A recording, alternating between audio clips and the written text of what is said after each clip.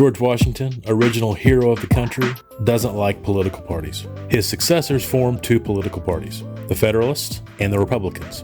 The Republican Party is formed by people like Thomas Jefferson and James Madison, two more heroes. They are largely responsible for documents like Declaration of Independence, U.S. Constitution, and the Bill of Rights. Big issue that separates the Federalists from the Republicans are big government versus small government. Small government wins, the Federalist Party dissolves into nothing.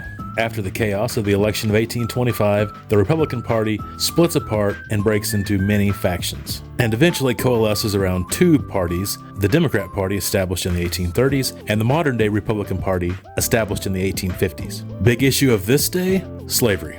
The Republicans in the North are anti-slavery, and the Democrats in the South are pro-slavery. Abraham Lincoln is a Republican president. We have the Civil War and Reconstruction. The 13th, 14th, and 15th Amendments to the Constitution are ratified and pushed primarily by Republicans. The Republicans move on and become very wealthy business owners, focusing on importing, exporting, and manufacturing. Great heroes come along, such as the manliest president of all, Theodore Roosevelt. 1929, the stock market crashes. We go into the Great Depression. Some parts of the country are in the Dust Bowl. Poor Americans especially are really struggling. Everyone wants to help, but Franklin Delano Roosevelt, the Democrat president, goes a step further and begins welfare. Social Security, welfare, and healthcare get their beginnings here. The Republicans also want to help people, but standing on principle, feel like this isn't the right move in the big picture. Giving more power to the government, higher taxes, and creating a dependency where people continue to vote for you as long as you give them money. Their solution would be more charities